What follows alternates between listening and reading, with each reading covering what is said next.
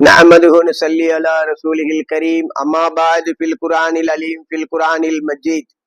நம்மை எல்லாம் முஸ்லிமாக முஃமினாக பிறக்க செய்திருக்கின்றான். கண்மணி நாயகம் ஸல்லல்லாஹு அலைஹி வஸல்லம் அன்னவர்களுடைய உம்மத்திலே நம்மை பிறக்க செய்திருக்கின்றான். இன்னும் இந்த புனிதம் நிறைந்த ரமலானை அடையக்கூடிய பாக்கியத்தை நமக்கு தந்திருக்கின்றான். இதிலே அல்லாஹுடைய மாபெரும் கிருபை. ஏறத்தாழ நாம் 3 நோன்புகளை அடைந்து விட்டோம். 4வது நோன்பிலே நாம் இருந்து கொண்டிருக்கின்றோம்.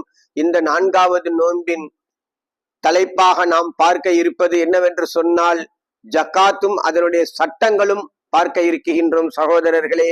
ஏனென்று சொன்னால், ஜக்காத் கொடுத்தே ஆக வேண்டும். அது அல்லாஹு ஜல்லஷானுஹு வ தஆலா நமக்கு கட்டளையாக்கியது. அல்லாஹு தனது அருள்மறையாம் திருமறையிலே நீங்கள் எங்கு எடுத்து பார்த்தாலும் சரியே, அல்லாஹு ஜல்லஷானுஹு வ தஆலா தனது திருமறையிலே கூறும் பொழுது வஅகீமு ஸலாத்த வஆத்து ஸகாத்த என்பதாகத்தான் அல்லாஹு ஜல்லஷானுஹு வ தஆலா தனது திருமறையிலே பேசுகின்றான். வஅகீமு ஸலாத்த, தொழுகையை நீங்கள் நிலைநாட்டுங்கள், வஆத்து ஸகாத்த, நீங்கள் ஜக்காத்தை கொடுத்து வாருங்கள் என்பதாக அல்லாஹு ஜல்லஷானுஹு வ தஆலா தனது திருமறையிலே கூறி காட்டுகின்றான். என்று சொன்னால், ஜக்காத்திற்கு எந்த அளவிற்கு முக்கியத்துவம் அல்லாஹு ஜல்லஷானுஹு வ தஆலா கொடுத்திருக்கின்றான், அதே முக்கியத்துவத்தை பெருமானார் ஸல்லல்லாஹு அலைஹி வஸல்லம் அன்னவர்கள் நமக்கு தந்திருக்கின்றார்கள் என்பதை நாம் உணர வேண்டும் சகோதரர்களே. ஏனென்று சொன்னால், ஜக்காத் ஏழைகளுடைய பணம். அது அல்லாஹு ஜல்லஷானுஹு வ தஆலா ஒரு சில பேருக்கு பொருளாதார வசதியை கொடுப்பான், ஒரு சில பேருக்கு பொருளாதாரத்தினுடைய வசதி இல்லாமல் இருப்பார்கள். ஆனால் பொருளாதாரத்தினுடைய வசதியை கொடுத்தவர்கள் என்ன செய்ய வேண்டும் என்று சொன்னால், வறியவர்களுக்கு கொடுத்து உதவ வேண்டும். எப்படி கொடுக்க வேண்டும்? உன்னை முழுசா கொடுக்க சொல்லல, சமமாவும் கொடுக்க சொல்லல. பெருமானார் ஸல்லல்லாஹு அலைஹி வஸல்லம் அவங்க சொல்லி காட்டுறாங்க, எப்படி நீ 100 ரூபாய் சம்பாதித்தால் 2 ரூபாய் 50 பைசா, இதுதான் ஜக்காத். 100 ரூபாய் நீ உன்னிடத்திலே இருந்தது என்று சொன்னால், நீ ஜக்காத்தாக எவ்வளவு கொடுக்க வேண்டும்? 97 ரூபாய் 50 பைசாவை உன்னுடைய செலவிற்காக, உன்னுடைய குடும்பத்துடைய செலவிற்காக, உன்னுடைய மனைவி மக்களுடைய செலவிற்காக வைத்துக் கொள்ளலாம், மார்க்கம் சொல்லுகிறது. ஆனால் நீ எவ்வளவுதான் ஜக்காத்து கொடுக்கணும்? 2 ரூபாய் 50 பைசா தான் ஜக்காத்தே கடமை. 100 ரூபாய் ஒருவனிடம் இருந்தது என்று சொன்னால், அவன் 2 ரூபாய் 50 பைசா கொடுத்தா போதுமானது. மிச்சம் 97 ரூபாய் ஆகுமானதாக அவன் வச்சுக்கலாம். இதுல ஒரு பெரிய ஒரு விஷயம் என்னவென்று சொன்னால், இந்த 2 ரூபாய் 50 பைசா இதை நாமே வைத்துக் கொண்டோம் என்று சொன்னால், இந்த பணம், இந்த மிச்சம் 97 ரூபாய் 50 பைசா இருக்குகின்றதே, இது நாளைக்கு மறுமையில நமக்கு துன்யாவிலேயே அது வேற மாதிரியா செலவா போயிடும், ஆகிரத்திலேயே அதை கொண்டு பயன் இருக்காது சகோதரர்களே. அதனால் தான் பெருமானார் ஸல்லல்லாஹு அலைஹி வஸல்லம் அன்னவர்கள் சொல்லி காட்டினார்கள், 100 ரூபாய்க்கு 2 ரூபாய் 50 பைசா ஜக்காத்து கொடுத்தே ஆக வேண்டும் என்று சொல்லி இருக்கின்றார்கள். ஏன் இந்த வரைமுறையை கொடுத்தார்கள் என்று சொன்னால், ஏழை வறியவர்களுக்கும் கொடுத்தாக வேண்டும், அவர்களையும் வாழ வைக்க வேண்டும், பொருளாதாரத்திலே பின்தங்கியவர்களையும் வாழ வைக்க வேண்டும் என்பது பெருமானார் ஸல்லல்லாஹு அலைஹி வஸல்லம் அன்னவர்களுடைய ஆசை, அல்லாஹ்வுடைய ஆசை. இதை மக்கள் நாம என்ன செய்ய வேண்டும்? ஜக்காத்தை முழுமையாக கொடுக்க வேண்டும், முறைப்படி கொடுக்க வேண்டும். எப்படி கொடுக்க வேண்டும்? ஹிசாப், நோன்புக்கு முன்பதாகவே என்ன செய்யணும்? கணக்கு போட்டுக்கணும். எவ்வளவு நம்மள்கிட்ட காசு இருக்கு, எவ்வளவு நம்ம ஜக்காத்துக்கு கடமையானவர்களாக இருந்து கொண்டிருக்கின்றோம் என்பதை கணக்கு போட்டு ரெடி பண்ணி வச்சுக்கணும். நோன்புல என்ன செய்யணும்? கொடுத்துடணும். இதுதான் ஏன் நோன்புல வச்சாங்க. மற்ற நாட்கள ஜக்காத்து கொடுக்க கூடாதா? மற்ற நாட்களிலும் கொடுக்கலாம், மற்ற நாட்களிலும் கொடுக்கலாம். ஆனால் ஏன் நோன்பிலே வைத்தார்கள் என்று சொன்னால், நோன்பிலே 1 ரூபாய் தர்மம் செய்தோம் என்று சொன்னால், அதுக்கு பகரமாக 70 ரூபாய் தர்மம் செய்த நன்மை கிடைக்கும் நமக்கு. அதனால் தான் நோன்பிலே எதற்காக கொடுக்குகின்றார்கள் என்று சொன்னால், நோன்புடைய காலகட்டத்திலே ஏழைகளும் வாழ வேண்டும், ஏழைகளும் அதை பொருளாதாரத்திலே மேன்மை அடைய வேண்டும் என்பதற்காக, அவர்களும் சுவிச்சமாக சந்தோஷமாக வாழ வேண்டும் என்பதற்காகத்தான் பெருமானார் ஸல்லல்லாஹு அலைஹி வஸல்லம் அன்னவர்கள் நமக்கு காட்டி தந்த வழிமுறை நோன்பிலே ஜக்காத்தை கொடுக்கும்படி ஏவி இருந்தார்கள். ஏனென்று சொன்னால் ஜக்காத்துடைய பலன், ஜக்காத்துடைய நன்மை அளப்பெரியது. இதிலே பெரியோர்கள் நமக்கு சொல்லி காட்டுவார்கள், உலமாக்கள் நமக்கு சொல்லி காட்டுவார்கள், ஆரிஃபீன்கள் நமக்கு சொல்லி காட்டுவார்கள். எப்படி என்று சொன்னால், நீ ஜக்காத்து பணத்தை வைத்துக் கொண்டாய் என்று சொன்னால் அந்த காசு, அந்த 2000 ரூபாயை நீ ஜக்காத்து கொடுக்காம அந்த காசை நீ வச்சுக்கிட்ட அப்படின்னு சொன்னா, இந்த 97 ரூபா 50 காசை எப்படி செலவாகும்? ஒண்ணு மருத்துவர்ல போய் கொண்டு போய் கொடுத்துருவான், இல்ல அவன் பாக்கெட்ல வச்சுட்டு போவான், எவனாவது அடிச்சுட்டு போயிடுவான், காணா போயிடும். 2 விதமாச்சா. மூணாவது என்ன? திருடர்களை கொண்டு திருடப்பட்டு விடும். சிந்திக்க வேண்டும் சகோதரர்களே.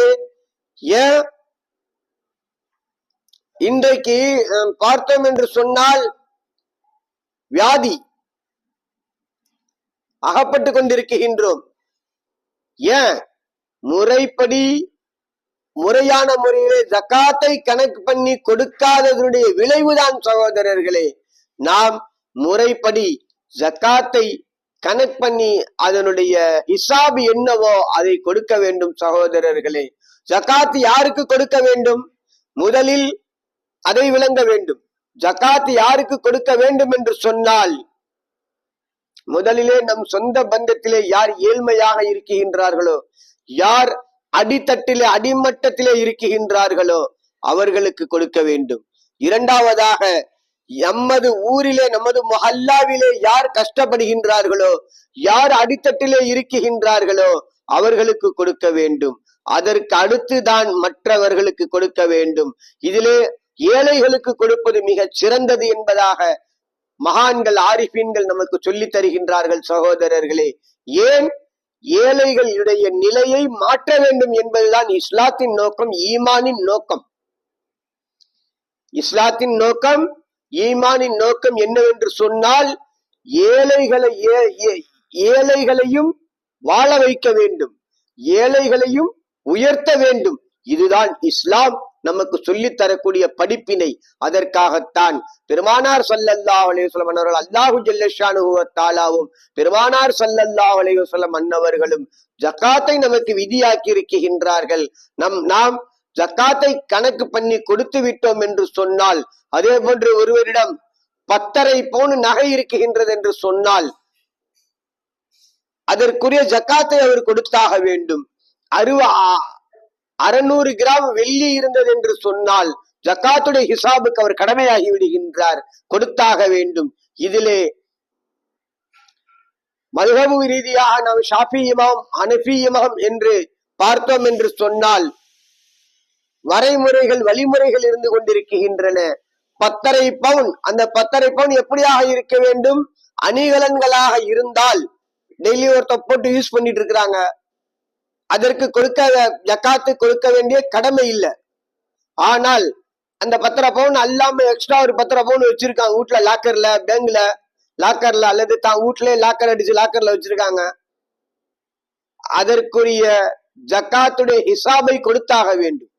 அதே போன்று அந்த அளவிற்கு ஒருவரிடம் காசு இருக்குகின்றது, 10.5 கிராம், அதாவது 10.5 பவுன் 85 கிராம்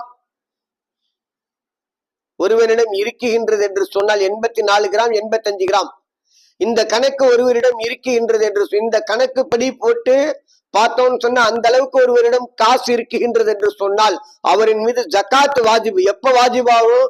ஒரு வருடம் அந்த காசு செலவாகாமல் அப்படியே இருந்துச்சுன்னு சொன்னா ஜக்காத்து அந்த காசின் மீது வாஜிபாயிடும். அந்த காசுக்கு என்ன செய்யணும்? ஜக்காத்து கொடுத்தே ஆக வேண்டும் சகோதரர்களே. நாம் ஜக்காத்துடைய விஷயத்திலே பேணுதலாக இருந்து விட்டோம் என்று சொன்னால், ஜக்காத்துடைய தர்மம் செய்யக்கூடிய விஷயத்திலே, சதக்கா செய்யக்கூடிய விஷயத்திலே பேணுதலாக அல்லாஹும் அல்லாஹுடைய ரசூலும் எதை நமக்கு ஏவி இருக்கின்றார்களோ அதை எடுத்து நடக்கக்கூடியவர்களாக நாம் ஆகிவிட்டோம் என்று சொன்னால் நம்மளுடைய வாழ்க்கை, நம்மளுடைய பொருளாதாரம் மருத்துவரிடம் செல்லக்கூடிய தேவை எதுவுமே இருக்காது. ஏன்? ஜக்காத்த முறைப்படி கொடுத்துட்டோம்னு சொன்னா அல்லாஹு தாலா நமக்கு வரக்கூடிய எல்லா முசீபத்துகளையும் அல்லாஹு தாலா தூரமாக்கிடுவான்.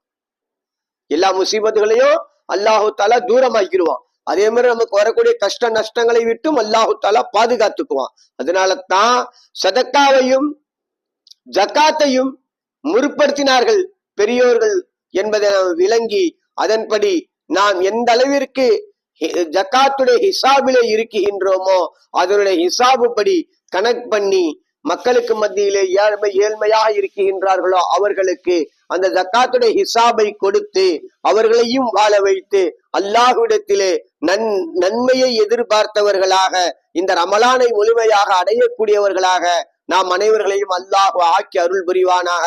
வாஹில் தஅவானா அல்ஹம்துலில்லாஹி ரப்பில் ஆலமீன். அஸ்ஸலாமு அலைக்கும்.